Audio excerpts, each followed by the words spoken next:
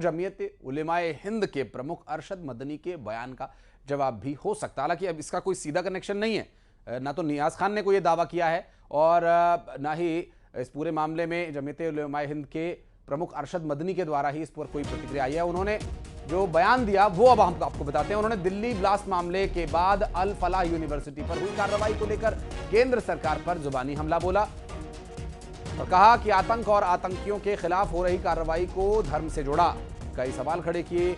अरशद मदनी ने कहा कि एक मुस्लिम न्यूयॉर्क में मेयर बन सकता है, लंदन में मेयर बन सकता है, लेकिन हिंदुस्तान के अंदर किसी मुस्लिम यूनिवर्सिटी का वाइस चांसलर नहीं बन सकता और बनेगा तो आजम खान की तरह जेल जाएगा। आज देख लीजिए अल फलाह का क्या हो रहा है। और मदनी के इस बयान को लेकर नियाज खान का जवाब पूरी तरह से मैच हो रहा है, क्योंकि उनका कहना है कि जो पढ़ा लिखा है वो लंदन का मेयर बना, जो आतंक की शिक्षा ले रहा है वो पंक्चर बना रहा है।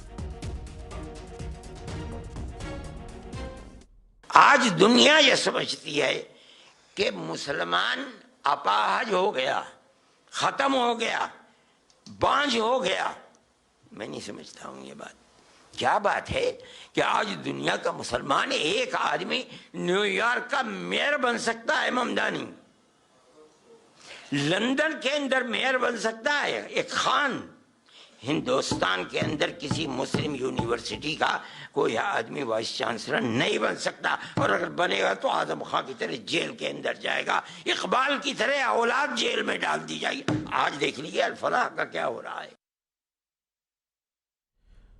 बीजेपी ने मदनी के बयान पर निशाना साधा और मोहसिन रजा ने कहा कि मदनी ने मुसलमानों के नाम पर फंड लिए लेकिन मुस्लिमों के लिए कुछ किया नहीं। तो वहीं कांग्रेस ने मदनी के बयान का समर्थन किया है।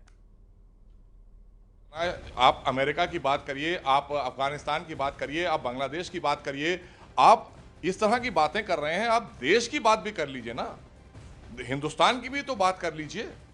आप कहते हैं आप लाइफ टाइम बनना चाहते हैं हर चीज में। आपने अगर कुछ आप करते हैं तो आप अपने परिवार को ही तो लाकर स्थापित करते हैं, या अपने आप को आप लाइफ टाइम करना चाहते हैं। आप भी तो एक इदारा चला रहे हैं, अरशद मदनी साहब पूरा एक इदारा चला रहे हैं, उनके परिवार के लोग हैं, तो बस एक इदारे में ही आप अपने बैठे हैं और वहीं से पूरे देश के मुसलमानों का ताना बाना आप बुनते हैं। अल फलाह यूनिवर्सिटी है, मैं मानता हूं कि कोई गया गुप्त रूप से टेररिस्ट एक्टिविटीज किया है, उसको क्षमा नहीं करना चाहिए, टेररिज्म को क्षमा नहीं करना चाहिए, लेकिन पूरी यूनिवर्सिटी को टारगेट नहीं कर सकते ना, बंद कर दें यूनिवर्सिटी, ये नहीं कर सकते।